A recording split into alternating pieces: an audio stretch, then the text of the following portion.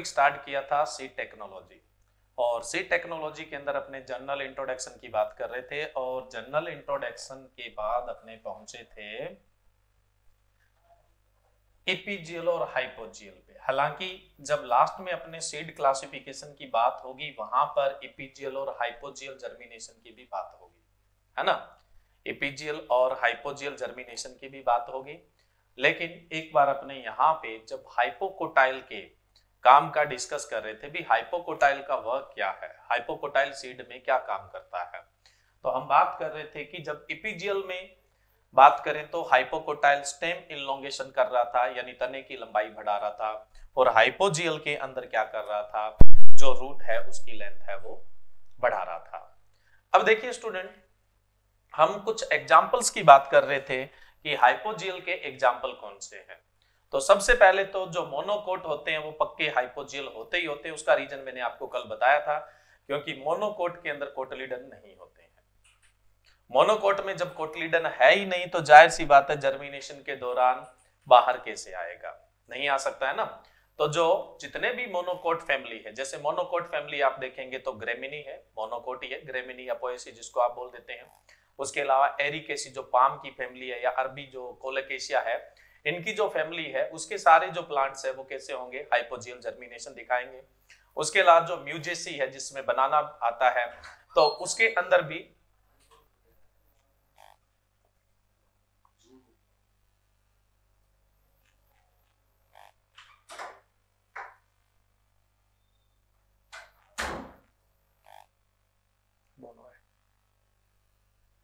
Voice का issue था क्या?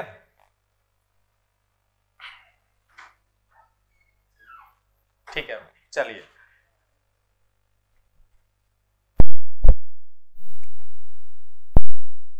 लेते हैं। कल डिस्कस कर रहे थे सीड टेक्नोलॉजी, और सीड टेक्नोलॉजी के हमने जो सीड का इंट्रोडक्शन है उसकी बात की थी।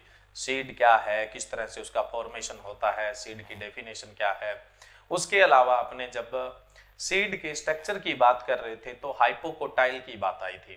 तो हाइपोकोटाइल का क्या फंक्शन रहता है सीड में, तो उसको लेके हम बात कर रहे थे कि जो एपीजियल होता है उसमें तो स्टेम इनलोंगेशन यानी तने की लंबाई बढ़ाने का काम करता है, और जो हाइपोजियल होता है उसके अंदर रूट का इनलोंगेशन करता है, यानी जड़ की लंबाई बढ़ाने का काम करता है। तो ये डिस्कस हुआ था कल अपना। उसके बाद अपने एपीजियल और हाइपोजियल, ये मैंने एक्सप्लेन कर दिया था अभी, एपीजियल क्या होता है, हाइपोजियल क्या होता है। हम फिर डिस्कस कर रहे थे किसका, एग्जाम्पल्स का डिस्कस कर रहे थे। एपीजियल और हाइपोजियल के एग्जाम्पल का अपने क्या है डिस्कस कर रहे थे। तो कुछ एग्जाम्पल हमने डिस्कस किए थे, फिर से मैं दोबारा एग्जाम्पल की बात करता हूं। इनका एक्सप्लेनेशन मैंने कल कर दिया था दोनों का, ठीक है। देखो हाइपोजियल के एग्जाम्पल की पहले बात करें तो कल हमने बात की थी कि मोनोकोट जितने भी है उन सब के अंदर हाइपोजियल जर्मिनेशन होता है। जैसे आप क्रॉप्स पढ़ते हैं तो आपको मोनोकोट फैमिली है वो कौन कौन सी देखने को मिलती है। एक तो देखो सबसे पॉपुलर फैमिली तो सीरियल क्रॉप्स की है ही, पोएसी जिसको आप ग्रेमिनी बोलते हैं। पोएसी या ग्रेमिनी के जितने भी मेंबर है वो सारे के सारे क्या है, हाइपोजियल जर्मिनेशन दिखाएंगे। उसके बाद एरिकेसी फैमिली से बहुत सारे प्लांट आते हैं, जैसे पाम, ताड़ जिनको आप बोलते हैं ना, जैसे डेट पाम है, कोकोनट है, पल्मीरा पाम है, या फिर ऑर्नामेंटल गार्डनिंग के अंदर भी आप बोटल पाम देखते हैं, फेन पाम देखते हैं, बहुत सारे। उसके अलावा मैं बात करूं जैसे तानिया वेजिटेबल है, या फिर मैं बात करूं कोलोकोसिया जिसको आप टारो या अरबी बोलते हैं, वो वेजिटेबल है। तो ये एरिकेसी फैमिली से बिलोंग करते हैं। तो एरिकेसी में भी कैसा जर्मिनेशन देखने को मिलेगा, हाइपोजियल जर्मिनेशन देखने को मिलेगा। फिर नेक्स्ट हम चलते हैं ब्रोमोलिएसी। ब्रोमोलिएसी में जैसे पाइनएप्पल आता है उसके अंदर भी हाइपोजियल जर्मिनेशन देखने को मिलता है। उसके अलावा हम बात करें एनोनिएसी, एनोनिएसी के अंदर हम बात करें तो कस्टर्ड एप्पल है, ये आता है, एटमोया आता है, जिनको आप सीताफल, रामफल, लक्ष्मण फल, हनुमान फल के रूप में जानते हैं ना, जो कस्टर्ड में आते हैं, है ना, कस्टर्ड एप्पल वगैरह है। तो उनकी जो फैमिली है वो एनोनिएसी है, वो भी कैसी फैमिली है, एक मोनोकोट फैमिली है, और उसके अंदर भी आपको क्या है, हाइपोजियल जर्मिनेशन देखने को मिलता है। उसके अलावा मैं बात करूं म्यूजेसी, म्यूजेसी जिसमें बनाना बिलोंग करता है, तो उसके अंदर भी कैसा जर्मिनेशन देखने को मिलेगा, हाइपोजियल जर्मिनेशन देखने को मिलेगा। और मोनोकोट फैमिली के अंदर अपने बात करें तो एलिएसी, एलिएसी का दूसरा नाम आप एमारिलिडिएसी बोलते हैं। तो ये भी कैसी फैमिली है, मोनोकोट फैमिली। इसमें अनियन, गार्लिक, सैलोट, लीक वगैरह आते हैं। इनमें भी किस तरह का जर्मिनेशन देखने को मिलता है, हाइपोजियल जर्मिनेशन है वो देखने को मिलता है। उसके अलावा एक फैमिली है लिलिएसी, है ना, लिलिएसी जिसको आप एस्पोडिलिएसी भी बोलते हैं, लिलिएसी को आप एस्पोडिलिएसी भी बोलते हैं ना। तो उसके अंदर जैसे एल्वीरा वगैरह आता है, तो उनके अंदर भी कैसा जर्मिनेशन देखने को मिलेगा, हाइपोजियल जर्मिनेशन देखने को मिलेगा। तो मोनोकोट्स के अंदर तो हमेशा ही हाइपोजियल जर्मिनेशन होता है, मैंने आप लोगों को बताया था। लेकिन इपीजियल की अगर अपने बात करें तो इपीजियल जर्मिनेशन है, उसके एग्जाम्पल की अपने बात करें थे तो डाइकोट जो होते हैं उनमें इपीजियल जर्मिनेशन भी हो सकता है और हाइपोजियल जर्मिनेशन भी हो सकता है। डाइकोट में इपीजियल भी हो सकता है और कौन सा है, हाइपोजियल जर्मिनेशन भी हो सकता है। देखो कल एक तो एग्जाम्पल मैंने बताए थे कि जितने भी खरीफ के लेग्यूम है, जितने भी खरीफ के लेग्यूम है, ध्यान रखिएगा रबी, खरीफ और जायद ये तीनों ही अरेबिक लैंग्वेज के वर्ड है, ठीक है। तो खरीफ के जितने भी लेग्यूम है उन सब के अंदर इपीजियल जर्मिनेशन देखने को मिलता है, सिर्फ पिजन पी को छोड़ के, यानी एक्सेप्शन क्या है यहाँ पिजन पी, बोले तो अरहर या तुअर। अरहर या तुअर खरीफ का ऐसा लेग्यूम है जिसके अंदर हाइपोजियल जर्मिनेशन देखने को मिलता है, बाकी जितने भी खरीफ के लेग्यूम है उनके अंदर इपीजियल जर्मिनेशन ही देखने को मिलता है। इसके अलावा इपीजियल के एग्जाम्पल और कौन कौन से हो सकते हैं, देखो इपीजियल का एग्जाम्पल मस्टर्ड भी होता है, इपीजियल का एग्जाम्पल जूट भी होता है, इपीजियल का एग्जाम्पल कॉटन भी होता है, इपीजियल का एग्जाम्पल कुकर बीट्स भी होते हैं और इपीजियल का एग्जाम्पल है वो टोमेटो भी होता है। ये सब इपीजियल के एग्जाम्पल है। फिर से रिपीट कर रहा हूं, कॉटन है, सनफ्लावर भी है, कॉटन, सनफ्लावर, जूट और उसके अलावा सन हेम्प, उसके अलावा मस्टर्ड, उसके अलावा टोमेटो और उसके अलावा कुकर बीट्स। कुकर बीट्स सारे नहीं लेकिन मोस्ट ऑफ कैसे है, इपीजियल नेचर के होते हैं। अब देखो रबी के जितने भी लेग्यूम होते हैं, रबी के जितने भी लेग्यूम होते हैं उनके अंदर हाइपोजियल जर्मिनेशन होता है। रबी के जितने भी लेग्यूम होते हैं उन सब में हाइपोजियल जर्मिनेशन होता है, सिर्फ एक को छोड़कर French bean, French bean exception है, राजमा है वो एक्सेप्शन है। फ्रेंच बीन में कैसा जर्मिनेशन देखने को मिलता है, एपीजियल जर्मिनेशन देखने को मिलता है। बाकी रबी के लेग्यूम, लेग्यूम अगर रबी का है तो पक्का हाइपोजियल जर्मिनेशन होगा, किसको छोड़ के, फ्रेंच बीन, फ्रेंच बीन में कैसा होता है, एपीजियल जर्मिनेशन आपको देखने को मिलता है। तो ये सारे एग्जाम्पल ऑलमोस्ट आपकी क्रॉप को कवर करते हैं, कुछ एग्जाम्पल मैंने आपको कल बता दिए थे, ठीक है। अब हम चलते हैं नेक्स्ट। कल हमारा जो डिस्कस हुआ था वो हुआ था कि फ्लावर क्या है, ठीक है, सीड क्या है, मोनोकोट क्या है, डाइकोट क्या है, दोनों में डिफरेंस क्या है, एंडोस्पर्मिक सीड किसे बोलते हैं, एल्बुमेनिक सीड किसे कहा जाता है, नॉन एंडोस्पर्मिक सीड कौन सा है, नॉन एल्बुमेनिक सीड कौन सा है, इस सीड के अंदर क्या क्या पार्ट होते हैं और इनका क्या क्या फंक्शन होता है, ये पार्ट अब तक अपना कंप्लीट हुआ है, ठीक है। अब देखो लास्ट टाइम मैंने आपको फ्लावर की स्ट्रक्चर बताई थी, तो अब अपने आगे बढ़ते हैं, उससे पहले थोड़ा सा फ्लावर की स्ट्रक्चर के बारे में आपको और बता देता हूं, ताकि आपके जो क्वेश्चन है, अभी देखो थोड़े दिन पहले कॉम्पिटिटिव एग्जाम में पेडिसिल का क्वेश्चन आया था। अब स्टूडेंट बोटनी में पढ़ता ही नहीं कि पेडिसिल क्या है, क्योंकि बोटनी तो पढ़ते ही नहीं है, तो भाई ये जनरल जो स्ट्रक्चर होती है उसके बारे में तो पता होना चाहिए। तो दो तीन चीजें हैं वो मैं आपको फटाफट बता देता हूं, फिर अपने स्टार्ट करते हैं नेक्स्ट, है ना, सीड। देखो कल हमने जो स्टेमन पार्ट होता है उसका बात कर लिया था, पिस्टल पार्ट होता है उसका भी बात कर लिया था, और उसके अलावा पेटल्स है उसकी भी बात कर ली थी, और उसके अलावा जो सेपल होता है उसकी भी बात कर ली थी, और रेसिपिटेकल्स जो होता है उसकी भी बात कर ली थी। लेकिन एक चीज मैं बताता हूं जो अभी अपने आगे काम आने वाली है, ये था ओवेरी, ओवेरी बोले तो अंडाशय, और ये था ओव्यूल, ओव्यूल बोले तो बीजांड। हमने अभी तक इतनी डेफिनेशन और उसके अलावा सीड पढ़ा है, तो उससे हमें ये पता चला कि जो ओव्यूल होता है वही फाइनली सीड में कन्वर्ट होता है, ओवेरी होती है वही किस में कन्वर्ट होती है, पेरिकार्प में कन्वर्ट होती है। पेरिकार्प बोले तो फ्रूट के अंदर यानी फल के अंदर क्या है, कन्वर्ट होती है। यानी जो अंडाशय है वही क्या बनता है, फल बनता है, यानी फ्रूट बनता है, और फ्रूट को ही आप क्या बोलते हैं, पेरिकार्प बोलते हैं। अंदर वाला क्या पार्ट था, ओव्यूल था, और ओव्यूल ही फाइनली किस में कन्वर्ट होता है, सीड में कन्वर्ट होता है, यानी बीज के अंदर कन्वर्ट होता है, ठीक है। अब देखिए स्टूडेंट, एक चीज ध्यान रखना, एक होते हैं सूडो फ्रूट या फॉल्स फ्रूट। सूडो फ्रूट या फॉल्स फ्रूट बोटनी के अंदर अपने तो जनरली फ्रूट किसे बोलते हैं, जो ओवेरी है वो ही अगर पेरिकार्प में चेंज हो रही है तो हम उसको क्या बोलते हैं, फ्रूट बोलते हैं।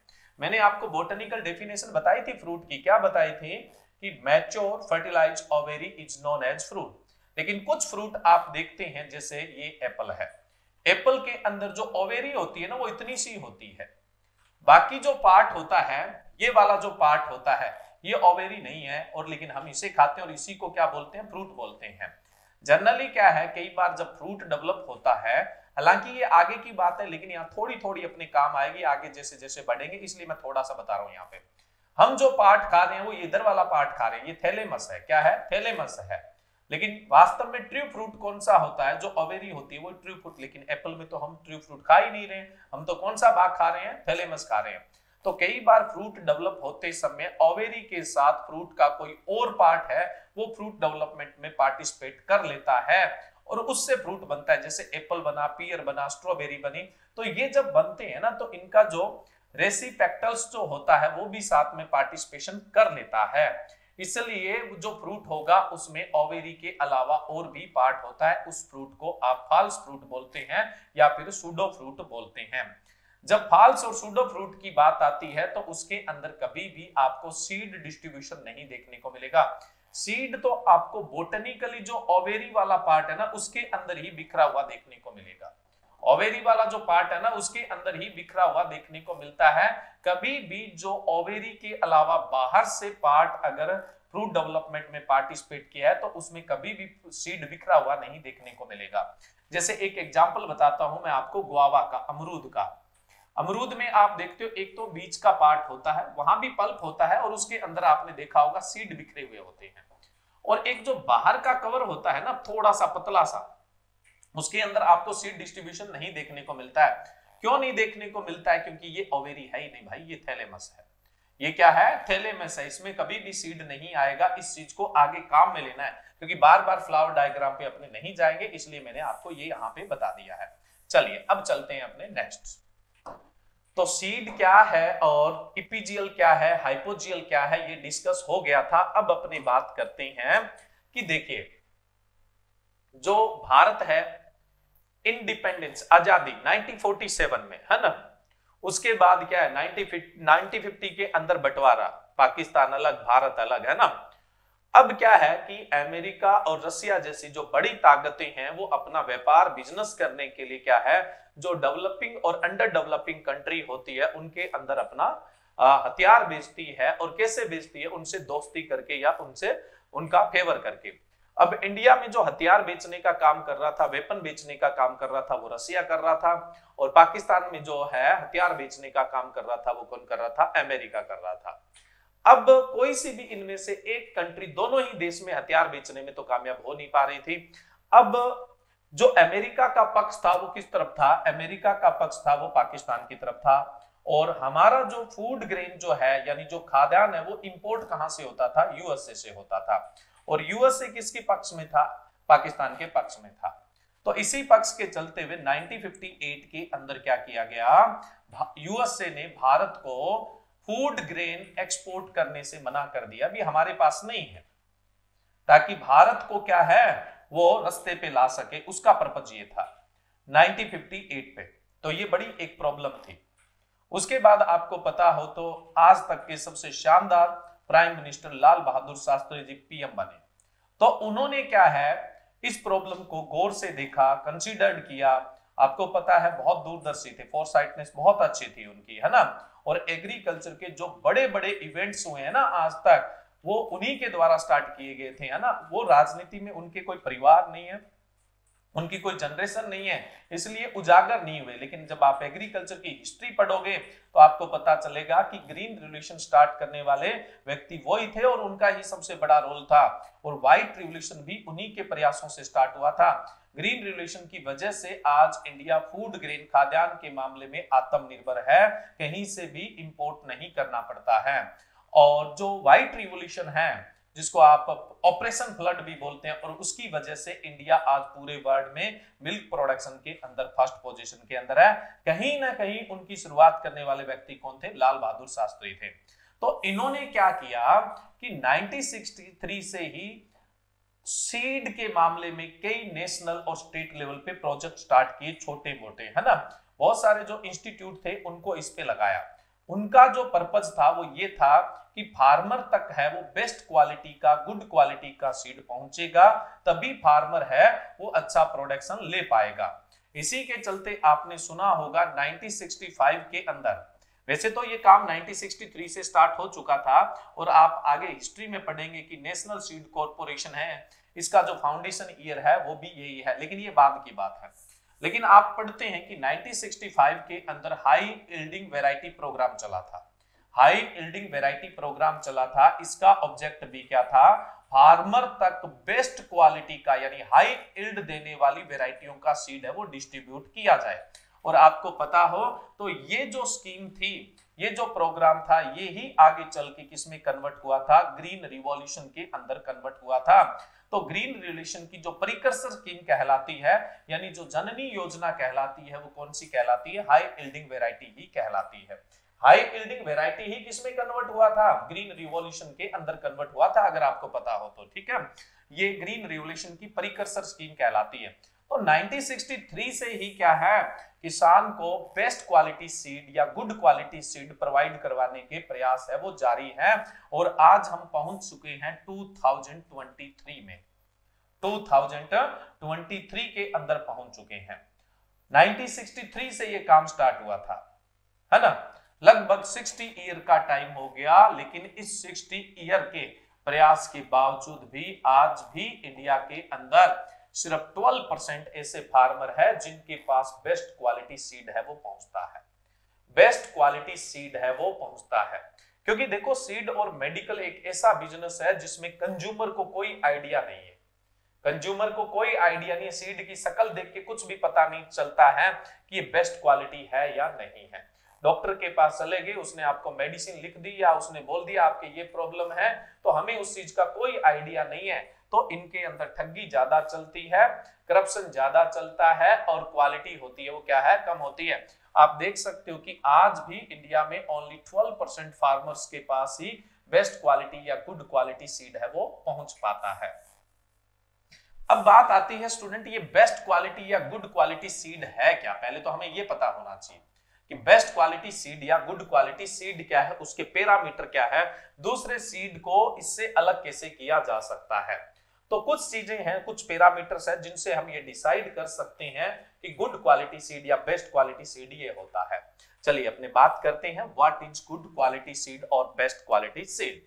देखो, गुड क्वालिटी सीड भी बोलते हैं, बेस्ट क्वालिटी सीड भी बोलते हैं, और इंडिया में ओनली 12% फार्मर है जिनके पास ये पहुंच पाता है। और वो भी 12% फार्मर कौन से होंगे, जो इनोवेटिव फार्मर है, जो पढ़े लिखे फार्मर है, जिनको पता है कि राइट सोर्स क्या है, सीड को मतलब परचेज करने के लिए राइट सोर्स क्या है, उन्हीं फार्मर तक ये क्या है, बेस्ट क्वालिटी सीड पहुंच पाता है। बाकी तो बेस्ट क्वालिटी के चक्कर में दुकान पे पहुंचेंगे, लेकिन वहां से वो बेस्ट क्वालिटी सीड है वो या गुड क्वालिटी सीड है वो नहीं ले पाएंगे। देखो, कुछ पॉइंट्स है उनको अपने लेके चलते हैं, तो उससे हमें एक आइडिया हो जाएगा कि गुड क्वालिटी या बेस्ट क्वालिटी सीड क्या है। देखिए स्टूडेंट, सबसे पहले तो हम क्वालिटी को कहां से जज करने वाले हैं, सबसे पहले तो जो होने वाली यील्ड है उससे जज करने वाले हैं। जो यील्ड है, प्रोडक्शन है, वो अच्छा मिलेगा तो जाहिर सी बात है बेस्ट क्वालिटी सीड होगा ही होगा। तो सबसे पहला पैरामीटर तो ये आता है कि जितनी भी लोकल वेराइटियां हैं उनके कंपैरिजन में, जहां पे अपने सीड ले रहे हैं वहां की जितनी भी लोकल वेराइटियां हैं, एटलीस्ट उनसे 10 to 15% यील्ड तो ज्यादा होनी चाहिए। गुड क्वालिटी या बेस्ट क्वालिटी सीड का सबसे पहला कैरेक्टर, जो वहां की लोकल वेराइटियां हैं उनके कंपैरिजन में 10 to 15% जो यील्ड है वो क्या होनी चाहिए, ज्यादा होनी चाहिए। नेक्स्ट अपने बात करें दूसरा पैरामीटर, जो सीड है उसकी जेनेटिकल प्योरिटी, जो सीड है उसकी जेनेटिकल प्योरिटी है वो एटलीस्ट या मिनिमम 98% होनी चाहिए। देखो, ये एक चीज कंट्रोवर्शियल मिलती है आपको। कैसे कंट्रोवर्शियल मिलती है, कुछ जगह पे आप पढ़ते हैं कि मिनिमम जेनेटिकल प्योरिटी 99% होनी चाहिए। देखो, ये सब सीड के लिए नहीं होता है। हम हमेशा दो स्टैंडर्ड काम में लेते हैं जब एवरेज की बात करते हैं। दो स्टैंडर्ड काम में लेते हैं, एक मिनिमम स्टैंडर्ड होता है, एक मैक्सिमम स्टैंडर्ड होता है।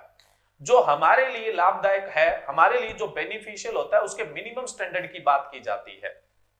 देखो, अगर कोई आप सीड लेके आते हो, उस सीड की मान लो कि जेनेटिकल प्योरिटी 98% है, या फिर मान लो कि और भी आसान तरीके से आप समझ सकते हैं कि जो स्टैंडर्ड है वो डिसाइड किया गया है 98% जेनेटिकल प्योरिटी होनी चाहिए, यानी अनुवांशिक शुद्धता है वो होनी चाहिए। अगर इससे ज्यादा जेनेटिकल प्योरिटी होती है 99% तो हमें तो कोई नुकसान नहीं है, हमें तो फायदा है। अगर 100% जेनेटिकल प्योरिटी होती है तो हमें तो और फायदा है। लेकिन अगर 97% जेनेटिकल प्योरिटी है तो हमें क्या है, नुकसान है, तब हमें क्या है, लॉस होता है। इसलिए जिस चीज का आपको लॉस है उसका मिनिमम स्टैंडर्ड भाई इससे कम नहीं होनी चाहिए, ज्यादा है तो कोई प्रॉब्लम नहीं है।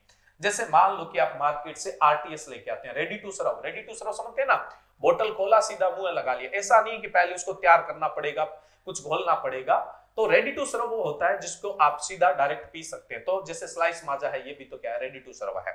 तो आप बाजार से रेडी टू सर्व लेके आते हैं, तो रेडी टू सर्व है, उसका स्टैंडर्ड क्या है, मिनिमम 10% है वो जूस होना चाहिए।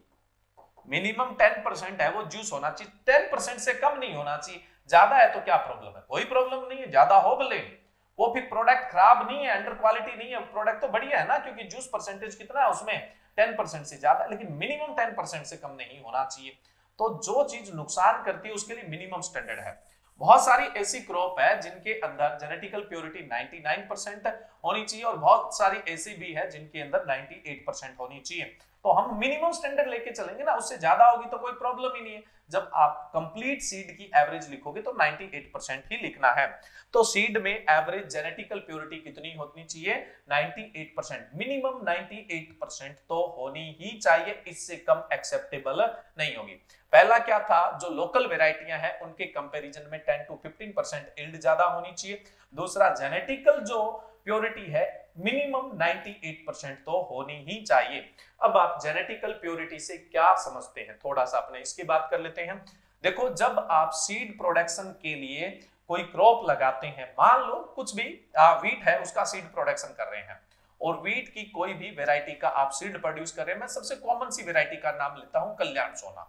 कल्याण सोना का आप सीड प्रोड्यूस कर रहे हैं। देखिए स्टूडेंट, यहां पर जेनेटिकल प्योरिटी जीन से संबंधित है। जेनेटिकल प्योरिटी किससे संबंधित है, जीन से संबंधित है। यानी जीन के अंदर कोई दूसरा कल्याण सोना के अलावा किसी और वेराइटी का जीन आ गया तो फिर वो क्या है, जेनेटिकल इंप्योरिटी हो जाएगी, अशुद्धता हो जाएगी। अब देखो, जेनेटिकल जो प्योरिटी है वो क्या है, मान लो ये कल्याण सोना का हम सीड प्रोड्यूस कर रहे हैं और इसके बीच में कोई सोनालिका का प्लांट उग गया, कोई सोनालिका का प्लांट है वो उग गया। अब ये सोनालिका का प्लांट उग गया तो कल को आप जब सीड हार्वेस्ट करेंगे तो कुछ सीड किसके हैं, सोनालिका के भी हैं, ये भी जेनेटिकल इंप्योर है, ये भी जेनेटिकल इंप्योरिटी है।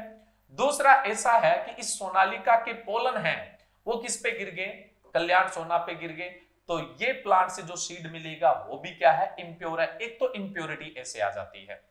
अब देखो, अगर हम कोई सीड प्रोडक्शन के लिए प्लांट्स लगाते हैं या कोई क्रॉप लगाते हैं, क्रॉप की पर्टिकुलर वेराइटी लगा रहे हैं, सीड प्रोडक्शन के लिए क्रॉप की पर्टिकुलर वेराइटी लगा रहे हैं, उस वेराइटी के अंदर अगर कोई दूसरी वेराइटी का प्लांट आ जाता है तो उसको आप ऑफ टाइप प्लांट बोलते हैं। क्या बोलेंगे, ऑफ टाइप प्लांट बोलते हैं। तो अगर हमने सीड प्रोडक्शन के लिए कोई वेराइटी लगाई और उसके अंदर उसी क्रॉप की दूसरी वेराइटी का प्लांट आ गया तो उसको ऑफ टाइप प्लांट बोलते हैं। इसीलिए क्या होता है, उस फील्ड का टाइम टू टाइम सुपरविजन होता है। क्रॉप जब लगाते हैं उसके बाद उसको हार्वेस्ट करते हैं, उसके बीच सुपरविजन का टाइम होता है। इस टाइम सुपरविजन करेंगे, इस टाइम करेंगे, इस टाइम करेंगे, वो क्रॉप टू क्रॉप वेरी करता है, फसल के आधार पर क्या है, अलग अलग होता है। उस दौरान हम जाकर यही देखते हैं कि कोई ऑफ टाइप प्लांट तो नहीं है। क्या ऑफ टाइप प्लांट होता है तो उसको हम क्या कर देते हैं, रिमूव कर देते हैं। जिस वेराइटी का सीड प्रोड्यूस करते हो उसी वेराइटी के अकॉर्डिंग प्लांट है तो उसको तो ट्रू टू टाइप बोल देते हो, और अगर उस वेराइटी के अकॉर्डिंग कैरेक्टर नहीं रख रहा है प्लांट तो ऑफ टाइप प्लांट है, उसको क्या कर दो, रिमूव कर दो। अगर आप वीड पढ़ते हैं तो इस प्लांट को फिर रोग वीड बोल देते हैं। क्या बोल देते हैं, रोग वीड बोल देते हैं।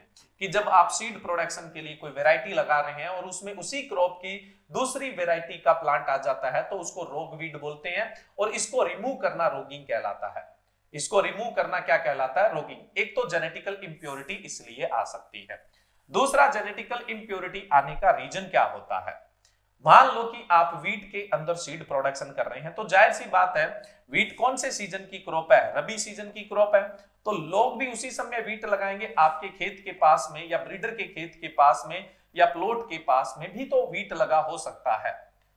यहां तो हमने किसी तरह के ऑफ टाइप के प्लांट को नहीं होने दिया, लेकिन दूसरे खेत से भी तो पोलन आकर इस पर गिर सकते हैं। यहां तो दूसरी वेराइटी होगी, जरूर थोड़ी वो कल्याण सोना लगाए, तो दूसरी वेराइटी के पोलन आकर अगर इस पर गिर जाते हैं तो अभी जेनेटिकल इंप्योरिटी हो जाएगी। और इस चीज को आप खत्म करने के लिए आइसोलेशन डिस्टेंस रखते हैं, यानी जब आप सीड प्रोड्यूस करते हैं तो सेम ही क्रॉप की दूसरी वेराइटी से कितनी डिस्टेंस रखनी है ताकि उसके अंदर इंप्योरिटी न आ जाए, उसको आइसोलेशन डिस्टेंस या पृथक्करण दूरी बोलते हैं।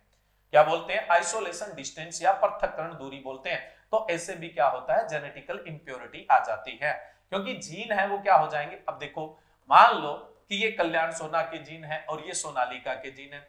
अगर कल्याण सोना है वो आपस में सेल्फिंग कर रही है तो उसकी जनरेशन ये आएगी, लेकिन मान लो कि कल्याण सोना है, उसका जो उस पर पोलन है वो किसका गिर गया, सोनालिका का, तो जनरेशन कैसी आएगी, ए बी। देखो इंप्योर होगी या नहीं होगी। तो इस तरह से क्या होता है, इंप्योरिटी आ जाती है। तो जेनेटिकल प्योरिटी मिनिमम कितनी होनी चाहिए, 98% होनी चाहिए। जेनेटिकल जो प्योरिटी है वो 98% है, वो होनी चाहिए। और आपसे पूछ ले जेनेटिकल इंप्योरिटी, आप बोलोगे कि मैक्सिमम 2% होनी चाहिए। आपसे पूछ ले जेनेटिकल इंप्योरिटी कितनी एक्सेप्टेबल है, मैक्सिमम 2%। 2% से ज्यादा इंप्योरिटी पसंद नहीं करेंगे हम। अनुवांशिक अशुद्धि है वो 2% से ज्यादा नहीं एक्सेप्टेबल है, नहीं मतलब स्वीकारी जाएगी। कितनी स्वीकारी जा सकती है अनुवांशिक अशुद्धता, जेनेटिकल इंप्योरिटी मैक्सिमम 2%। लेकिन वो पूछ ले जेनेटिकल प्योरिटी, अनुवांशिक शुद्धता, तब आप बोलोगे मिनिमम 98%, न्यूनतम 98%। तीसरा हम बात करते हैं मॉइस्चर परसेंटेज। देखिए, जो आप सीड लेके आ रहे हैं, जिसको आप बेस्ट क्वालिटी सीड बोलना चाहते हैं, है ना, गुड क्वालिटी सीड बोलना चाहते हैं, तो उसकी बेटर स्टोरेज लाइफ होनी चाहिए। उसकी जो स्टोरेज लाइफ है वो कैसी होनी चाहिए, बेटर होनी चाहिए, शानदार होनी चाहिए। तो स्टोरेज लाइफ तो तभी बेटर होगी जब उसमें स्टोरेज वाले करैक्टर होंगे। अब देखिए स्टूडेंट, सीड के अंदर मॉइस्चर परसेंटेज के हिसाब से अगर हम देखें तो सीड को 2 पार्ट में डिवाइड कर सकते हैं। हालांकि सीड क्लासिफिकेशन में पढ़ेंगे, लेकिन यहां भी थोड़ी सी बात करना जरूरी है। आपने पढ़ा होगा एक ऑर्थोडॉक्स सीड होता है और दूसरा नॉन ऑर्थोडॉक्स या अनऑर्थोडॉक्स सीड होता है, यानी रिकलिस्ट्रेंट सीड होता है। ऑर्थोडॉक्स सीड का मतलब होता है रूढ़िवादी बीज। ऑर्थोडॉक्स सीड का मतलब क्या होता है, रूढ़िवादी बीज। अब देखो स्टूडेंट, ये ऑर्थोडॉक्स सीड क्या होता है, रूढ़िवादी सीड क्या होता है। ऐसा सीड जिसको आप लो मॉइस्चर परसेंटेज पे, कम नमी प्रतिशत पर लंबे टाइम के लिए स्टोर कर सकते हैं। लो मॉइस्चर पर आप लॉन्ग स्टोरेज कर सकते हैं, उसको ऑर्थोडॉक्स सीड या फिर रूढ़िवादी बीज बोलते हैं। जो ऑर्थोडॉक्स सीड होते हैं, इनका आप स्टोरेज है वो 5 to 14% मॉइस्चर पे करते हैं। कितने पे करते हैं, 5 से 14% पे करते हैं। देखो, एक बहुत इंपॉर्टेंट थ्योरी है जो आपके पोस्ट हार्वेस्ट मैनेजमेंट में भी काम आएगी, प्रोसेसिंग में भी काम आएगी और बहुत सारी चीजों में काम आएगी। जो प्लांट सेल होती है उनके अंदर 90% वाटर होता है। अब आप सोचोगे यार ये क्या तो बात है, इसको क्या तो बताना। अभी फर्स्ट ग्रेड लेक्चरर का एग्जाम हुआ था, सीधा डिटो क्वेश्चन था कि प्लांट सेल के अंदर मॉइस्चर परसेंटेज कितना होता है।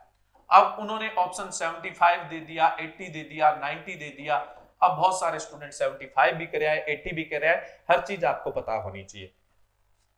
लेक्चरर कोई छोटी मोटी पोस्ट नहीं है, बहुत शानदार पोस्ट है, ठीक है। देखिए 90% जो है वो प्लांट सेल है, उसके अंदर एवरेज वाटर होता है, लेकिन सभी प्लांट सेल में नहीं होता, सीड में इतना नहीं होता है। अब देखिए, जब सीड मैच्योर होता है तो उसमें मॉइस्चर परसेंटेज है वो कम हो जाता है। अब उसमें से कुछ ऐसे सीड होते हैं जिनमें से आप मॉइस्चर परसेंटेज कम कर देते हो तो वो सीड एक तरह से डोरमेंसी में चला जाता है। मॉइस्चर परसेंटेज कम करते हो तो वो डोरमेंसी में चला जाता है, डेड नहीं होता है। मॉइस्चर परसेंटेज कम कर दिया तो वो डोरमेंसी में चला जाएगा, वो डेड नहीं होता है। अब कुछ सीड ऐसे होते हैं जिनका मॉइस्चर परसेंटेज अगर आप कम कर दोगे तो वो डेड हो जाएगा, मर जाएगा, उसको ये सहन नहीं होता कि मेरा मॉइस्चर है वो कम कर दिया जाए। अब देखो, जिन सीड से आप मॉइस्चर परसेंटेज कम कर देते हैं या जिनको कम मॉइस्चर परसेंटेज पे स्टोर किया जा सकता है, उनमें जनरली क्या होता है, जब मॉइस्चर परसेंटेज कम होता है तो उनकी मेटाबॉलिक एक्टिविटी, उपापचयी क्रियाएं हैं वो चेक हो जाती है, रुक जाती है, नहीं चलती है। जब किसी सीड में मेटाबॉलिक एक्टिविटी नहीं चलेगी, यानी रेस्पिरेशन, श्वसन नहीं चलेगा, तो ये सीड खराब नहीं होगा।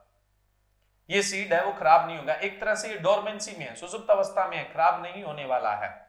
अगर इसमें मेटाबॉलिक एक्टिविटी चलती, उपापचयी क्रिया चलती, रेस्पिरेशन, श्वसन चलता, तो इसका फूड है वो क्या हो जाता, खर्च हो जाता और ये सीड है वो धीरे धीरे डेड हो जाता। लेकिन इसमें मॉइस्चर कम करने की वजह से ये डोरमेंसी में चला गया है। अब आप इसको लंबे समय तक रख सकते हैं, पहली चीज। दूसरी, जब मॉइस्चर कम कर देते हैं, और वो भी कितने परसेंट से कम कर देते हैं, 14% से कम कर देते हैं, तो माइक्रो ऑर्गेनिज्म इस पे डेवलप नहीं हो पाते हैं, सूक्ष्म जीव है वो इस पर विकसित नहीं हो पाते हैं। माइक्रो ऑर्गेनिज्म इस पर डेवलप नहीं हो पाएगा तो जाहिर सी बात है ये खराब नहीं होगा। जैसे मान लो कि हमारे घर में जो बेर है या कोई फ्रूट है वो ज्यादा हो गया, हमसे कंज्यूम नहीं हो रहा है और हम किसी को देना भी पसंद नहीं करते हैं, तो हम उसको ड्राई करके रख सकते हैं, लंबे समय तक रख सकते हैं ना। बहुत सारे ड्राई प्रोडक्ट है वो अपने घरों में यूज होते हैं, उसको हम फ्रेश क्यों नहीं रखते, क्योंकि फ्रेश में मॉइस्चर ज्यादा है, मॉइस्चर ज्यादा है, इस वजह से माइक्रो ऑर्गेनिज्म ग्रोथ हो जाएगी, और माइक्रो ऑर्गेनिज्म ग्रोथ हो जाएगी, उसकी वजह से वो प्रोडक्ट खराब हो जाएगा। सेम ही ऐसा सीड के साथ होता है। तो ऐसा सीड जिसको लो मॉइस्चर पे स्टोर किया जा सकता है, उसके बावजूद भी वो डेड नहीं होता, उसको ऑर्थोडॉक्स सीड बोलते हैं। ऑर्थोडॉक्स यानी रूढ़िवादी सीड बोलते हैं। ऑर्थोडॉक्स सीड को आप कितने परसेंट मॉइस्चर पे स्टोर कर सकते हैं, 5 to 14% मॉइस्चर पे स्टोर कर सकते हैं। अगर कोई ऐसा सीड है जिसमें इतना कम मॉइस्चर हम कर सकते हैं, अगर ऐसा कोई सीड है जिसका हम मॉइस्चर इतना कम कर सकते हैं, तो हमें उसको स्टोर करने के लिए कोई स्पेशल कंडीशन की जरूरत नहीं पड़ती है, कोल्ड स्टोरेज या फ्रिज स्टोरेज या क्रायो प्रिजर्वेशन स्टोरेज, तो इस तरह के हमें कंडीशंस की जरूरत नहीं पड़ती है। इस तरह की जो कंडीशन होती है उसकी हमें नीड है वो नहीं पड़ती है, समझ रहे हो ना आप। कोल्ड स्टोरेज है, फ्रिज स्टोरेज है, क्रायो प्रिजर्वेशन है, या कोई और स्पेशल स्टोरेज कंडीशन है जैसे हाइपोबेरिक स्टोरेज है, वैक्यूम स्टोरेज है, ऐसे स्टोरेज की हमें बिल्कुल भी नीड नहीं पड़ती है। इनको आप गनी बैग में, यानी जो कट्टे होते हैं उनमें भर के लंबे समय तक स्टोर कर सकते हैं। जैसे आपके घरों में व्हीट स्टोर किया जाता है या कोई लेग्यूम का सीड है वो स्टोर किया जाता है, तो वो सब कौन से सीड है, ऑर्थोडॉक्स सीड है। जैसे मान लो इस साल गेहूं हुआ, उसको आपने कट्टे भर के, गनी बैग भर के रख लिया, और नेक्स्ट ईयर उसी में से आपने कुछ सीड निकाल के क्या कर दिया, फिर से सॉविंग कर दी, तो आपने उसको स्पेशल कंडीशन में नहीं रखा ना। इस टाइप का जो सीड होता है उसको ऑर्थोडॉक्स सीड बोलते हैं, ठीक है। एग्रोनॉमी क्रॉप में सभी क्रॉप का सीड ऑर्थोडॉक्स सीड होता है। एग्रोनॉमी क्रॉप्स के जो सीड है वो सारे के सारे, चाहे वो सीरियल है, चाहे वो पल्सेज है, चाहे वो ऑयल सीड है, चाहे वो फोडर है, चाहे वो फाइबर क्रॉप है, चाहे वो सीड स्पाइसेज है, सारे के सारे जो सीड है वो कौन से सीड होते हैं, ऑर्थोडॉक्स सीड होते हैं। याद रख लेना, एग्रोनॉमी क्रॉप सारे ऑर्थोडॉक्स सीड है। उसके बाद वेजिटेबल के जो सीड है वो सारे के सारे ऑर्थोडॉक्स सीड है। फ्लावर्स में मोस्ट ऑफ ऑर्थोडॉक्स है, लेकिन कुछ रिक्लिस्टेंट हो सकते हैं, तो एक बार फ्लावर को छोड़िए। वेजिटेबल जो सीड है वो सारे के सारे ऑर्थोडॉक्स है। सीड स्पाइसेज के जितने भी सीड है वो सारे के सारे ऑर्थोडॉक्स सीड होते हैं। और फ्रूट में सिर्फ ड्राई फ्रूट के जो सीड होते हैं, यानी जो मेवे हैं, उनके जो सीड होते हैं वो कैसे सीड होते हैं, ऑर्थोडॉक्स सीड होते हैं। अब बात आती है नॉन ऑर्थोडॉक्स सीड, या जिसको रिक्लिस्टेंट सीड या फिर अनऑर्थोडॉक्स सीड बोलते हैं, या अरूढ़िवादी बीज बोलते हैं। ऐसे सीड स्टूडेंट जिनमें अगर आपने मॉइस्चर कम कर दिया तो वो डेड हो जाएंगे, उनमें एटलीस्ट आपको 30 to 50% तो मॉइस्चर रखना पड़ेगा। इतना अगर मॉइस्चर रखोगे तो माइक्रो ऑर्गेनिज्म डेवलप हो जाएगा, और माइक्रो ऑर्गेनिज्म डेवलप हो जाएगा तो ये डेड मतलब डिस्ट्रॉय हो जाएगा, खराब हो जाएगा। इतना मॉइस्चर होगा तो ये सीड खुद भी मेटाबॉलिक एक्टिविटी करेगा, जिससे इसका क्या होगा, फूड लॉस होगा, जिससे क्या है, इसका फूड लॉस होगा। समझ रहे आप। तो रिक्लिस्टेंट सीड जो होता है, इसी वजह से तो लॉन्ग स्टोरेज नहीं किया जा सकता उसका। रिक्लिस्टेंट सीड या नॉन ऑर्थोडॉक्स सीड है क्योंकि इतना मॉइस्चर है, उसमें खुद में मेटाबॉलिक एक्टिविटी चलेगी, इतना मॉइस्चर है, इसमें माइक्रो ऑर्गेनिज्म पनप जाएंगे, सूक्ष्म जीव है वो क्या है, पनप जाएंगे, तो जाहिर सी बात है ये सीड खराब हो जाएगा और इसे नॉर्मल कंडीशन में आप स्टोर नहीं कर सकते हैं। अगर आप इसे लंबा स्टोर करना चाहते हैं तो आपको स्पेशल कंडीशंस में इसको रखना पड़ेगा, जैसे कोल्ड स्टोर में, कुछ फ्रिज स्टोर में, कुछ क्रायो प्रिजर्वेशन में, कुछ हाइपोबेरिक स्टोरेज में। तो इस तरह के स्टोरेज कंडीशन में इसको फिर रखना पड़ता है। तो रिक्लिस्टेंट सीड को आप लंबा स्टोर नहीं कर सकते। जितने भी फ्रूट्स हैं उनके सीड होते हैं वो कैसे सीड होते हैं, ड्राई फ्रूट को छोड़ के, ध्यान रखना, ड्राई फ्रूट को छोड़ के उनके जो सीड होते हैं वो कैसे सीड होते हैं, रिक्लिस्टेंट सीड होते हैं। समझ रहे हैं। तो रिक्लिस्टेंट सीड की हमें बात नहीं करनी है, हमें तो एग्रोनॉमी के एग्जांपल्स की अभी बात करनी है। तो एग्रोनॉमी के जो सीड है वो कैसे सीड होते हैं, ऑर्थोडॉक्स सीड, जिनको आप 5 to 14% मॉइस्चर पे स्टोर कर सकते हैं। ठीक है, अब देखिए बेस्ट क्वालिटी सीड वो ही है। अगर हम क्रॉप में, वैसे तो ऑर्थोडॉक्स सीड के अंदर आप कितना मॉइस्चर रख सकते हो, 5 to 14% तक है वो मॉइस्चर रख सकते हैं। इसमें आपके सारे एग्जांपल आ जाएंगे, कमर्शियल भी आ जाएंगे और वाइल्ड एग्जांपल भी आ जाते हैं। ऑर्थोडॉक्स 5 से 14 के बीच में, 5 से नमी कम नहीं करनी है। 5 से नमी कम करते हो तो सीड डेड हो सकता है, सीड मर सकता है। इसीलिए 5% मॉइस्चर को आप क्रिटिकल मॉइस्चर बोलते हैं। 5% मॉइस्चर को क्या बोलते हैं, क्रिटिकल मॉइस्चर बोलते हैं। इससे नीचे मॉइस्चर नहीं करना है, फिर सीड का लॉस हो सकता है, एम्ब्रियो का लॉस है वो हो सकता है। लेकिन जब हम बात करें क्रॉप सीड, तो क्रॉप सीड मोस्ट ऑफ कितने मॉइस्चर पे स्टोर होते हैं, 6 to 12% मॉइस्चर पे स्टोर होते हैं। तो क्रॉप सीड के अंदर मॉइस्चर परसेंटेज कितना होना चाहिए, 6 to 12% होना चाहिए। 6 to 12% है वो मॉइस्चर परसेंटेज होना चाहिए। अब हम बात करें पर्टिकुलर क्रॉप्स के आधार पर, सीरियल्स की बात करें, अनाज की बात करें, तो अनाज की सीड जो है उनके अंदर मॉइस्चर परसेंटेज कितना होना चाहिए, 10 to 12% होना चाहिए। 10 to 12% होना चाहिए। अगर हम बात करें पल्सेज की, दलहन की, तो दलहन के जो सीड होते हैं उसमें मॉइस्चर परसेंटेज कितना होना चाहिए, 8 to 10%, यानी 8 से 10% होना चाहिए।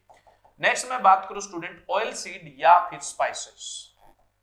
ऑयल सीड या फिर स्पाइसेज यानी तिलहन का बीज और मसालों के बीज की बात की जाए तो इनके अंदर स्टोरेज के लिए बेस्ट मॉइस्चर कितना होता है, 6 to 8% होता है। अब आप मतलब 1 by 1 क्रॉप्स का याद रखने की जरूरत नहीं पड़ेगी, एक साथ आप ग्रुप में याद रख सकते हैं तो अपना काम ठीक हो जाएगा ना। एक एक क्रॉप के अंदर आपको सीड का मॉइस्चर परसेंटेज याद रखने की जरूरत नहीं है, ऑलमोस्ट मॉइस्चर परसेंटेज इसी कैटेगरी में आता है। ऑलमोस्ट जो मॉइस्चर परसेंटेज होता है वो इसी कैटेगरी के अंदर आता है। अब बात आती है कि मॉइस्चर परसेंटेज को आप कैलकुलेट कैसे करेंगे।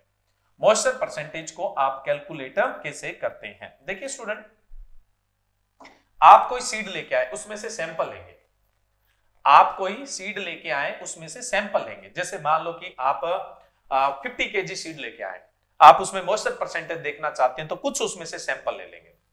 अब वो सैंपल होगा उसका वेट कर लेंगे, तो वेट ऑफ सीड सैंपल,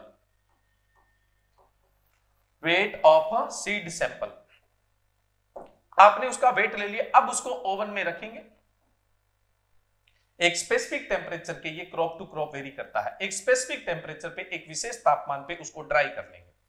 जब सीड ड्राई हो जाएगा फिर उसका वेट कर लेंगे, वेट ऑफ ड्राई सीड।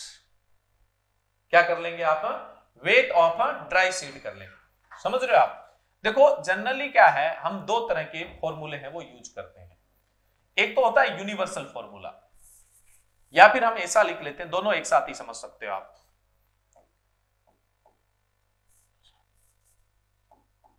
ये फॉर्मूला बहुत काम आएगा। एक होता है वेट ऑफ, फॉर्मूले कभी नहीं याद रखने पड़ेंगे, देखो अभी हम बना लेते हैं। एक है वेट ऑफ सीड सैंपल और एक है weight of dry seed sample. चलिए अब अपने बात करते हैं।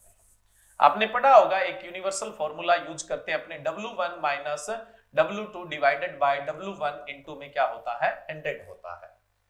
अब देखिए W1 का मतलब क्या होता है, वेट ऑफ सीड सैंपल। अभी मैंने कहा कि आप सीड लेके आए और उसमें से सैंपल लिया और उसका वेट कर लिया। मान लो कि उसका वेट कितना आया, 200 ग्राम आया। कितना आया, 200 ग्राम आया। तो W1 हमने माना वेट ऑफ सीड सैंपल, तो जहां जहां W1 लिखा हुआ है वहां पे अपने कितना लिख लेते हैं, 200 लिख लेते हैं। फिर हमने उसको ड्राई किया और weight of dry seed sample यानी जो बीजों का सूखा नमूना है उसका वेट कितना है, W2। जो बीजों का सूखा नमूना है उसका वजन कितना है, उसको हमने बोल दिया W2। मान लो कि आपने उसको सुखाया, सुखाने के बाद जो आपको वेट मिला वो कितना मिला, 180 ग्राम मिला। आप हमेशा मॉइस्चर को परसेंटेज में कैलकुलेट करते हैं, इसलिए इनटू में क्या कर दिया, 100 कर दिया। अब जो इसका आंसर आएगा वो कितना आंसर आएगा, 10% आंसर आएगा। तो मॉइस्चर परसेंटेज आप इस तरह से कैलकुलेट करते हैं। मॉइस्चर परसेंटेज है वो आप इस तरह से कैलकुलेट करेंगे। कौन से फॉर्मूले से, W1 minus W2 divided by W1 into 100। ये बिल्कुल ठीक रहेगा फॉर्मूला आपके लिए। फॉर्मूले कभी याद नहीं किए जाते, फॉर्मूले तो बनाए जाते हैं। जैसे हमने अभी फॉर्मूला बनाया बस, और किया क्या है, ये कोई ये नहीं कि मॉइस्चर परसेंटेज का ही फॉर्मूला है। आपके मानने पे आप W1 किसे मान रहे, W2 किसे मान रहे, कोई सा भी कैलकुलेशन आप इससे कर सकते हैं। अगर कोई इस तरह का कैलकुलेशन होता है तो मॉइस्चर परसेंटेज होता है वो इस तरह से कैलकुलेट किया जाता है। क्लियर है स्टूडेंट? तो पहला क्या है, जो लोकल वेराइटी है उनसे 10 to 15% यील्ड ज्यादा होना चाहिए। दूसरा जो जेनेटिकल प्योरिटी है वो मिनिमम 98% होनी चाहिए। तीसरा जो क्रॉप सीड है उनके लिए जो बेस्ट क्वालिटी सीड है उसका जो मॉइस्चर परसेंटेज है वो 6 से 12 यानी 6 to 12% के बीच में होना चाहिए। नेक्स्ट अपने बात करते हैं फिजिकल प्योरिटी, भौतिक शुद्धता। देखो फिजिकल प्योरिटी या भौतिक शुद्धता क्या होती है, फिजिकल प्योरिटी या भौतिक शुद्धता क्या होती है। देखिए स्टूडेंट, यहाँ पे मीडियम्स की कोई प्रॉब्लम नहीं होती है। हिंदी मीडियम में भी कोई दिक्कत नहीं आती है, इंग्लिश मीडियम में भी कोई दिक्कत नहीं आती है। कभी भी स्लाइड पढ़ने की कोशिश मत किया करो, जो टीचर समझा रहा है उस पर ध्यान दे और जो वो लिख रहा है उस पर ध्यान दे, तो अपने आप ही समझ आ जाती है। मीडियम की तो प्रॉब्लम जब आती है प्योर हिंदी लिखी और हिंदी में ही बात हो रही है, फिर इंग्लिश वाले नहीं समझेंगे। और प्योर इंग्लिश की ये स्लाइड होती है और टीचर भी प्योर इंग्लिश बोल रहा है, तब हिंदी मीडियम वालों को प्रॉब्लम आती है। अपने तो बाइलिंगुअल क्या है, कन्वर्जेशन हो रहा है। देखिए ये डेमो तो जाहिर सी बात है कि कोई कोचिंग वाला डेमो प्रोवाइड करवाता है तो कहीं ना कहीं उसकी ये स्वार्थ होती है कि बच्चे हैं वो उसके कोर्स में इनरोल हो। वो सेकेंडरी चीज है आप लोगों के लिए, हमारे लिए तो हो सकता है प्राइमरी हो, है ना। आप सच्चाई जानते हैं हर चीज की, इतने मैच्योर होते हैं, ग्रेजुएट स्टूडेंट होते हैं। लेकिन 5 डेज का जो डेमो क्लासेज है उसमें सीड है वो ऑलमोस्ट टॉपिक आपका पूरा हो जाएगा, सोइल है इंट्रोडक्टरी ऑलमोस्ट पूरा हो जाएगा। और अगला कॉम्पिटिटिव एग्जाम दो उसमें अगर सीड से क्वेश्चन आया तो पक्का देख लेना एक क्वेश्चन बाहर नहीं जाएगा। तो वो बेनिफिट आपको जरूर उठाना है, चाहे आप सिर्फ डेमो के लिए इन्वाइट है, चाहे आप सिर्फ डेमो के लिए इन्वाइट है, तो भी कोई दिक्कत नहीं होती। तो जितना पढ़ो उतना सीरियसली पढ़े, है ना। चलिए हम बात कर रहे थे फिजिकल प्योरिटी यानी भौतिक शुद्धता। देखो भौतिक शुद्धता या फिर भौतिक अशुद्धता यानी फिजिकल इंप्योरिटी क्या होती है। जो अपने को आंखों से दिख जाए वो फिजिकल है। सीड में प्योरिटी और इंप्योरिटी की बात कर रहा हूं यहां पे। वैसे तो हमारी जो 5 सेंसेज होते हैं, 5 ज्ञानेंद्रियां होती है, उनसे जो चीज पता लग जाती है उसको हम भौतिक में ले लेते हैं। लेकिन यहां हम फिजिकल इंप्योरिटी या फिजिकल प्योरिटी की बात करें तो ऐसी इंप्योरिटी, ऐसी अशुद्धि जो हमें आंखों से दिखाई दे जाए बीज के अंदर, उसको फिजिकल इंप्योरिटी बोलते हैं। जैसे मैं बात करूं सीड के अंदर कोई कंकड़ पत्थर आ गया या कोई मान लो कि उसका डंठल यानी स्टोक आ गया, तो ये सब क्या है, फिजिकल इंप्योरिटी है और इसे डोकेज कहते हैं। भौतिक अशुद्धता को या फिजिकल इंप्योरिटी को और क्या बोलते हैं आप, डोकेज बोलते हैं। तो फिजिकल इंप्योरिटी, भौतिक अशुद्धता या डोकेज सीड में मैक्सिमम 2% एक्सेप्टेबल है, इससे ज्यादा एक्सेप्टेबल नहीं होता है। बीज के अंदर भौतिक अशुद्धि मैक्सिमम अधिकतम 2% अलाउ है, यानी फिजिकल प्योरिटी है वो कम से कम कितना होना चाहिए, 98% होना चाहिए। ये सभी सीड्स के लिए अपने बात कर रहे हैं, लेकिन कुछ सीड के लिए इसमें वेरिएशन है। कुछ सीड के लिए क्या होता है, वेरिएशन होता है। जैसे मैं बात करूं मेज और ओकरा यानी मक्का और भिंडी का बीज बड़ा होता है, उसमें ज्यादा मतलब फिजिकल इंप्योरिटी के चांसेस नहीं होते, उसे आसानी से रिमूव किया जा सकता है। इसलिए मेज और ओकरा यानी भिंडी और मक्का में जो फिजिकल प्योरिटी की डिमांड की गई है वो कितनी, 99%। बाकी क्रॉप में कितनी है, 98% है। लेकिन कुछ एक क्रॉप में क्या है, ये थोड़ी सी वेरिएस है, थोड़ी सी अलग है। तो मक्का और भिंडी यानी मेज और ओकरा में फिजिकल प्योरिटी कितनी होनी चाहिए, 99% होनी चाहिए। वहीं पे कैरेट की बात करें यानी गाजर की बात करें तो गाजर का सीड तो आपने देखा होगा, उससे क्या होता है, इंप्योरिटी को अलग करना थोड़ा सा मुश्किल होता है, इसलिए उसमें कितना परसेंट तक फिजिकल प्योरिटी है वो अलाउ है, 95%, इससे कम नहीं होनी चाहिए, 95 तक काम चल जाएगा। इसी तरह से हम बात करें सेसम, और इसी तरीके से हम बात करें सोयाबीन, इसी तरीके से हम बात करें जूट, तो इनके अंदर जो फिजिकल प्योरिटी है मिनिमम कितनी अलाउ है, 97% तक अलाउ है। और ग्राउंडनट मूंगफली के अंदर बात करें तो मूंगफली में कितनी फिजिकल प्योरिटी अलाउ है, 96% है वो फिजिकल प्योरिटी अलाउ है। एक चीज ध्यान रखना, हमेशा पूछा क्या जाता है जो कॉमन नहीं है। अब कॉमन फिजिकल प्योरिटी भौतिक शुद्धता कितनी होनी चाहिए, 98% होनी चाहिए, लेकिन मक्का और भिंडी में मेज और ओकरा में कितनी मांग ली, 99 मांग ली। और अगर कैरेट में बात करें तो 95 तक चल जाएगी। जूट में, सोयाबीन में, सेसम यानी तिल के अंदर बात करें तो कितनी मांग ली है, यहाँ पे 97% है वो मांग ली, और ग्राउंड नट में 96% मांग ली है। तो ये आपको याद रखना पड़ेगा। अब बात आती है कि फिजिकल प्योरिटी आप कैसे काउंट करेंगे। फिजिकल प्योरिटी है वो कैसे काउंट करें। अभी हमने फॉर्मूले बनाए थे, वैसे ही फॉर्मूले बन जाने, इसमें क्या दिक्कत है। देखिए हम ये फॉर्मूला भी इस्तेमाल कर सकते हैं, W1 minus W2 divided by W1 into में 100। फिजिकल प्योरिटी भी हमेशा परसेंटेज में आती है। फिजिकल प्योरिटी, भौतिक शुद्धता भी हमेशा परसेंटेज में आती है, इसलिए 100 कर दिया। अब इस बार W1, दो फॉर्मूले बताऊंगा मैं आपको। इस बार W1 को क्या मानोगे, वही आप मान लो कि 100 किलो बीज लेके आए, सारे को तो आप साफ करने वाले नहीं है, उसमें से कुछ सैंपल ले लोगे। कुछ सैंपल आप क्या करेंगे, ले लेंगे और उसको वेट कर लेंगे। कुछ सैंपल आपने ले लिया, उसका वेट कर लिया, मान लो कि उसका वेट आया 300 ग्राम। अब आप उसे किसी बर्तन में या अखबार पे रख लेंगे और उसको देखेंगे कि उसमें जो कचरा है वो कितना है, यानी जो डोकेज है वो कितना है।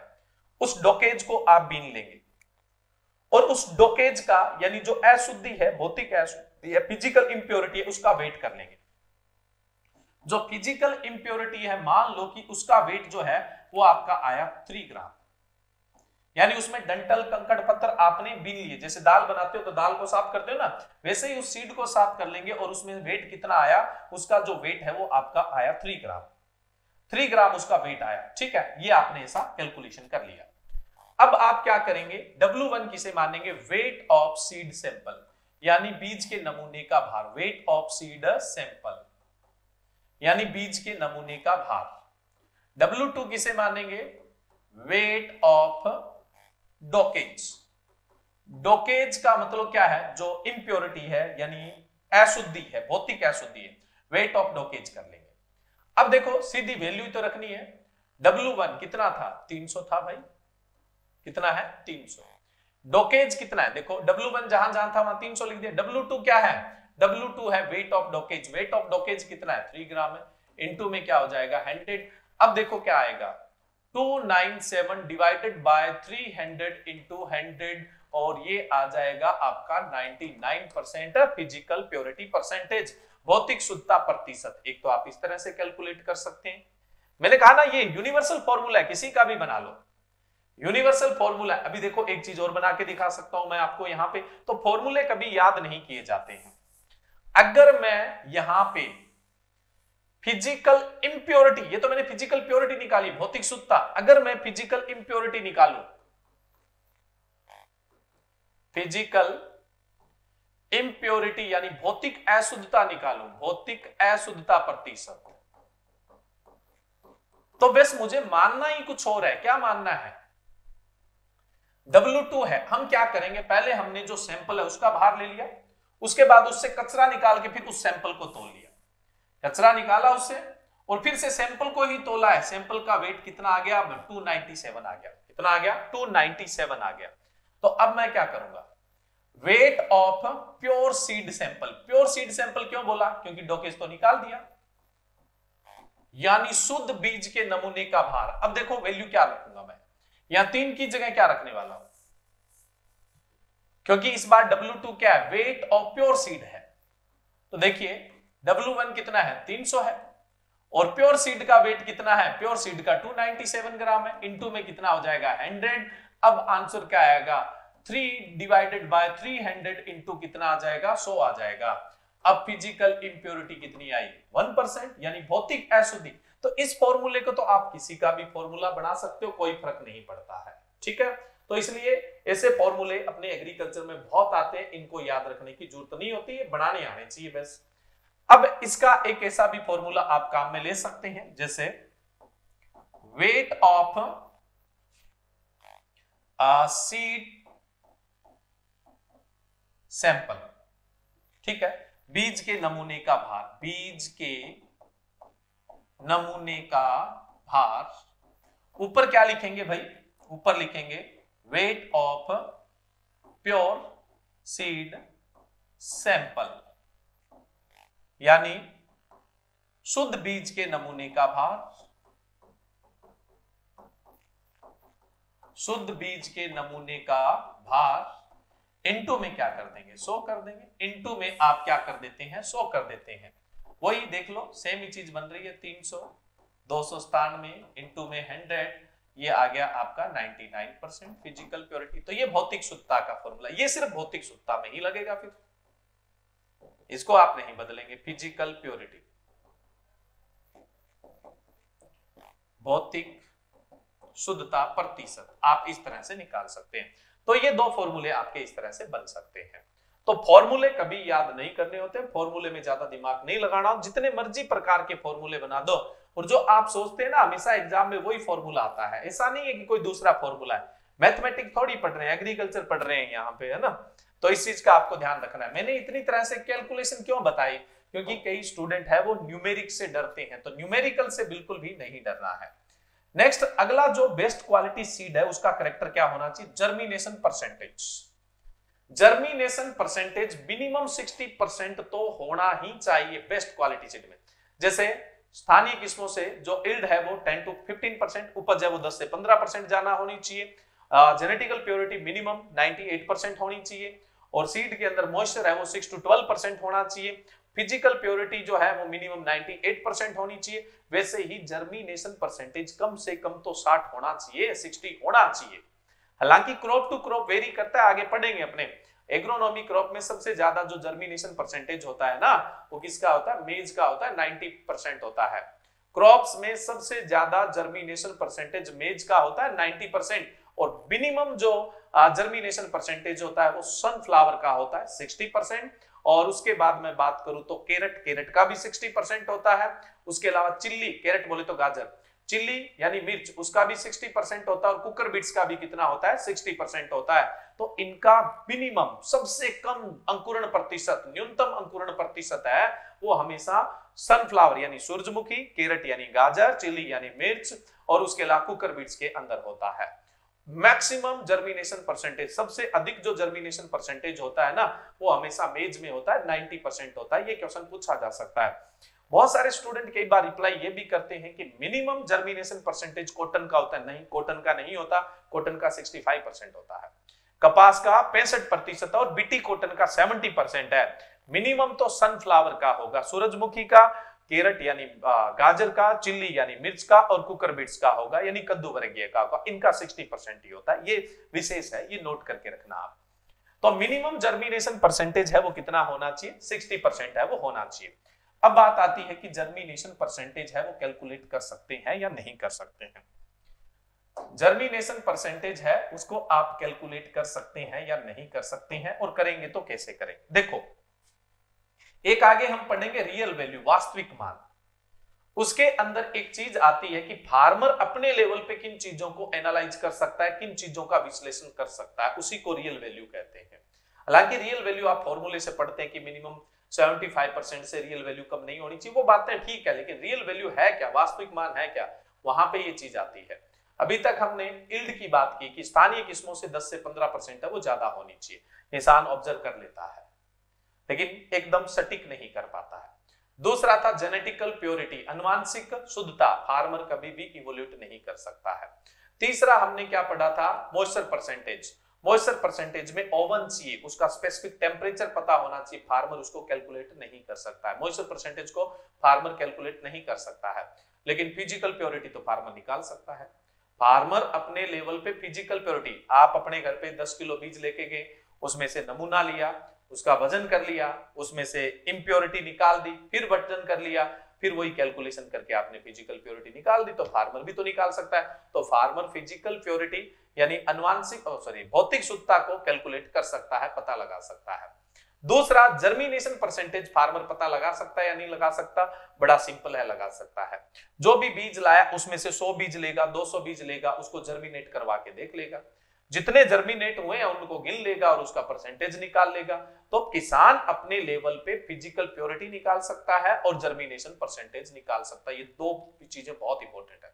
आपसे पूछ ले कि फार्मर अपने लेवल पे कौन कौन सी चीजें उनको ऑब्जर्व कर सकता है या एनालाइज कर सकता है, तो कौन कौन सी है, फिजिकल प्योरिटी भौतिक शुद्धता, और दूसरी कौन सी होती है, जर्मिनेशन परसेंटेज होता है। अब आप जर्मिनेशन परसेंटेज है, अंकुरण प्रतिशत है, वो कैसे निकालेंगे, जर्मिनेशन परसेंटेज यानी अंकुरण प्रतिशत किस तरह से निकालते हैं, number of seed in seed sample, number of seed in a seed sample, यानी जो बीज का नमूना ले रहे हैं इस बार उसमें बीजों की संख्या कितनी है, अभी तक तो भार ले रहे थे, बीज नमूने में बीज की संख्या, बीज की संख्या। अब इन बीजों को लोगे और आप अंकुरित करवा के देखेंगे, कैसे कैसे अंकुरित करवाते हैं उसके भी मेथड होते हैं, वो तो कल पे जाके बात पड़ेगी ना, कल अपने डिस्कस कर पाएंगे, तो उनको आप जर्मिनेट करवा के देखेंगे। अब जितने जर्मिनेट हुए वो ऊपर लिख लोगे, नंबर ऑफ जर्मिनेटेड सीड यानी अंकुरित बीजों की संख्या, जर्मिनेशन परसेंटेज में है तो इनटू में क्या कर लेंगे 100। मान लो कि आपने 200 सीड 200 बीज लिए, उनको जर्मिनेट करवाया, 150 ही जर्मिनेट हुए, तो यहां पे आप जर्मिनेशन परसेंटेज कितना देख रहे हैं, 75% जर्मिनेशन परसेंटेज देख रहे हैं। इस तरह से आप है वो जर्मिनेशन परसेंटेज कैलकुलेट कर सकते हैं। अब देखिए, जब बीजों का इंटरनेशनल लेवल पे ट्रेडिंग होती है, बीजों का व्यापार अंतरराष्ट्रीय स्तर पे होता है, बीजों का व्यापार जब अंतरराष्ट्रीय स्तर पर होता है, ध्यान रखिए, तब जो बीजों के स्टैंडर्ड डिसाइड होते हैं, सीड के स्टैंडर्ड डिसाइड होते हैं, वो कौन करता है, ISTA करता है, international seed testing association, international seed testing association, अंतरराष्ट्रीय बीज टेस्टिंग एसोसिएशन है ये, और इसका जो हेडक्वार्टर है वो जूरिक स्विट्जरलैंड के अंदर है। कहां पे है, जूरिक स्विट्जरलैंड के अंदर है, और इसका जो फाउंडेशन हुआ था, फाउंडेशन ईयर इसका 1924 है, 1924 है, 1924 में इसकी स्थापना हुई थी, international seed testing association Zurich Switzerland के अंदर, और फाउंडेशन ईयर है इसका 1924, 1924 है वो इसका वर्ष है। ठीक है, समझ रहे हैं। ये कहता है कि जब आप इंटरनेशनल लेवल पर ट्रेड करते हैं तो जर्मिनेशन परसेंटेज निकालने के लिए बीजों के नमूने में, सीड के सैंपल में नंबर ऑफ सीड कितने रखेंगे, 400 रखेंगे, 400 रखेंगे, इंपॉर्टेंट चीज है।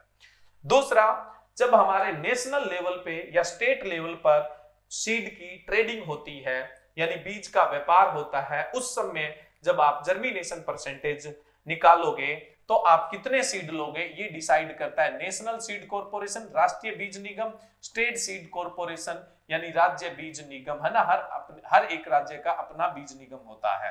तो इनके अनुसार जब आप जर्मिनेशन परसेंटेज चेक कर रहे हैं तो नंबर ऑफ सीड कितने रखेंगे, 200 सीड है वो रखेंगे, नंबर ऑफ सीड है वो कितने रखते हैं, 200 सीड है वो रखते हैं। ठीक है, अब बात आती है कि जर्मिनेशन करवा कर कैसे देखोगे, जर्मिनेशन है वो करवा कर किस तरह से देखेंगे, तो जर्मिनेशन मेथड है उसका डिस्कस अपने कल करेंगे।